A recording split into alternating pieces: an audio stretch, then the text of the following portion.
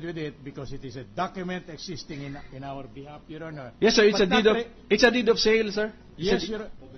Covering 7 parcels. Covering the 7 parcels. Emanating from one parcel only. Yes, sir. Yes, sir. But covering the 7 titles produced by this witness. Okay. So, I want to ask this question to the witness.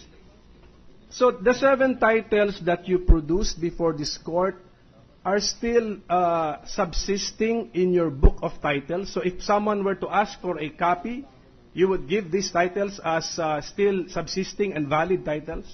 Yes, Your Honor. So that means that 22 years have elapsed, and yet the titles, the 7 titles have not been transferred to the buyer named in that document. Is that the... No, so maybe we will just ask your witness why the buyer has allowed 22 years to pass without transferring the title to the buyer's name. We are not, if Your Honor, please. Yes, sir. If Your Honor, please, we are not in control of the buyer. We are not privy to him. We have no relation whatsoever. What we did say is that there was a sale made by our client, Mrs. Corona, in favor of this buyer. Now, whether she wanted it registered or not, yes, sir. It's on lookout. I know, we sir. Cannot I'm sorry, Your Honor. Okay. Anyway, so my point is, we are not to fault the prosecution for pursuing this subject matter because the titles still exist in the name of Maria Cristina Corona, married to Renato C. Corona. So, right. It means that the defense has to explain why this data. We are not faulting why the titles are still in the name of the wife of the respondent.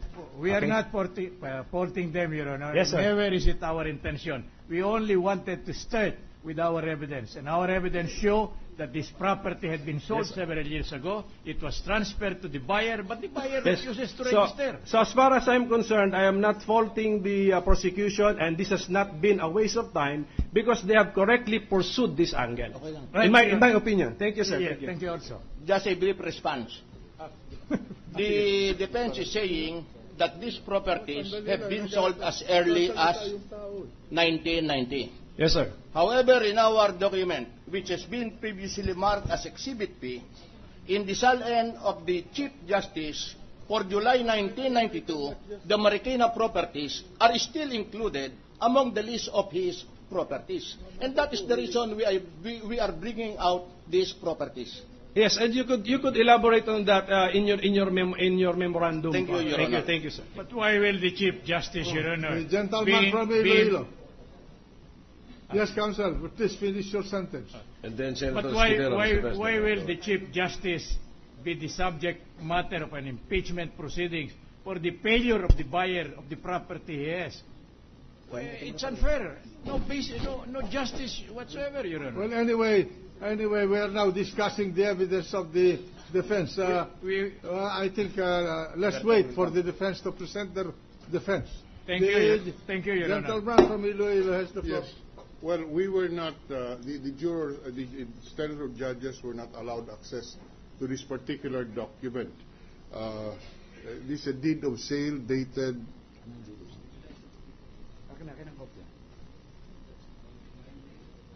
Wait.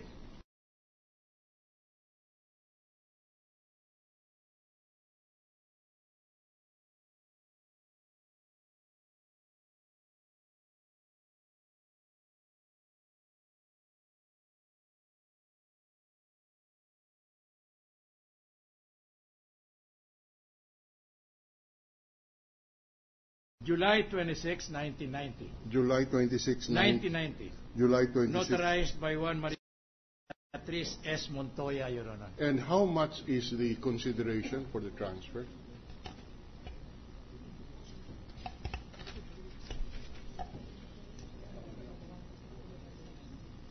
$509,985 pesos, Your Honor. May I, beg the indulgence of the members of the court. Let us wait. Let us not vary the order of procedure. Let's wait for the defense to bring it out, and that is a proper subject for cross-examination of the prosecution. So ordered. Senator Scudero wishes to be recognized, Mr. President. The gentleman from Sorsogon. Thank you, Mr. President. Just 3 points, actually. One, this was raised earlier already. Tungkol ho dun sa tinanong ko po ito kahapon, ano bang definition ninyo? Kailan ba idedeklara? Dahil lumalabas ho yata na teorya ng prosecution, sabi nyo kahapon, kapag ka in-execute yung deed of sale, dapat nilagay na sa salen. Sabi ng depensa kahapon, kapag ka tinurn over at tinanggap na, dun dapat ilagay sa salen. Ngayon po kasi lumalabas, yung titulo nasa pangalan pa ni Chief Justice Corona, pero may deed of sale na. If, may I ask the prosecutor, if it is proven that indeed there is a deed of sale, kung napatunayan ho ng depensa yung pagdating ng turno nila, pero yung titulo nakapangalan pa po sa kanya, ayon sa inyo kahapon, kapag may deed of sale, kahit wala pang titulo, dapat ideklara na. Binibilang pa rin po ba ninyo ito? Kung sakasakali mapatunayan niya, bibilangin pa po ba ninyo ito kung may deed of sale na nga, bagaman hindi pa rehistrado, kailangan ba nakalagay din po sa salen ngayon? Well, that is a matter of defense and appreciation on the part of the impeachment court. But I would like to request, Mr. President, since we requested them to submit a memorandum on this matter, can you kindly include this Yes, Your Honor. circumstance? Because you cannot be inconsistent, nor can you have a double standard on this. And the same is true with the defense, as pointed out by Senator Recto. Hindi po pwedeng kapag ka pumapabor sa magkabilang panig, it should be consistent and one and the same. And second point, Mr. President, Your Honor, I join Senator Arroyo. We might be wasting our time discussing crimes that may not be impeachable. For example, assuming may video na nag-jaywalking si Chief Justice Corona, is this of the nature, indeed it is a violation of the law, is this of the nature that we can impeach him based on this criminal act? Let's say naglagay siya sa LTO para mabilis-bilis yung kanyang pagbigay ng lisensya. May video din, naglagay ng pera, nagbigay ng 500. Is this of the nature? What essentially we're asking for is kindly educate us on the gravity and level of crimes that would be and should be considered as impeachable. In the United States, for example, they also require a similar document to be presented as our SALN. They talk and speak of a range. If you go beyond a certain range, then you are liable. But if you are within a certain range, below or higher the actual value, okay lang yun. So in other words, what I'm asking for is, kung mahigit 1 milyon yung na-miss niyang hindi dineklara, does that make it impeachable? Kung 500,000 lang, does that make it not impeachable? Kung 6 man dineklara tapos 5 lang pala talaga, is that impeachable? Can you include that in your memorandum on the part of the defense and the prosecution? If We will, possible? Your Honor. But Your Honor. After you are through, may we be allowed to be May I heard? request the parties to please be courteous to one another. The counsel for the defense is still talking, and then there is an interruption. No. Mr. President, From here Apologies, on, yes. I will warn everybody that this chair will impose the rules of this house. Mr. President, sans the arguments and debates by the parties, again, I am simply requesting for a memorandum on this matter. We need not hear them at this point in time. My last point, Mr. President, Your Honor, is just for clarity, because I've been counting the properties. Last time I heard the prosecution, they announced that the Chief Justice has 45 properties. Just so that I may find out if my count is accurate.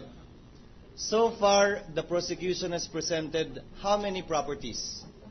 My count is 18 properties, both in his name, in the name of his spouse, in the name of his children, plus 6 parking lots. That makes it 24, if I will include the parking lots as properties. You announced to the media, and here, I guess in the impeachment court as well, that it's 45. Do I take it that you're presenting 21 more titles? No, Your Honor. The 45 properties was a list from the Land Registration Authority. But as far as the prosecution is concerned, so far we've presented 21 titles. 21? Yes, which so far. includes the parking lots. Yes. Mr. President, at this juncture, I join the chair in, again, using this as an example in revealing evidence to the public. One side already said there were 45 titles, and here we are waiting for 45 titles to be presented. I hope, Mr. President, Your Honor, that this will serve as a guide that unless evidence is presented before the court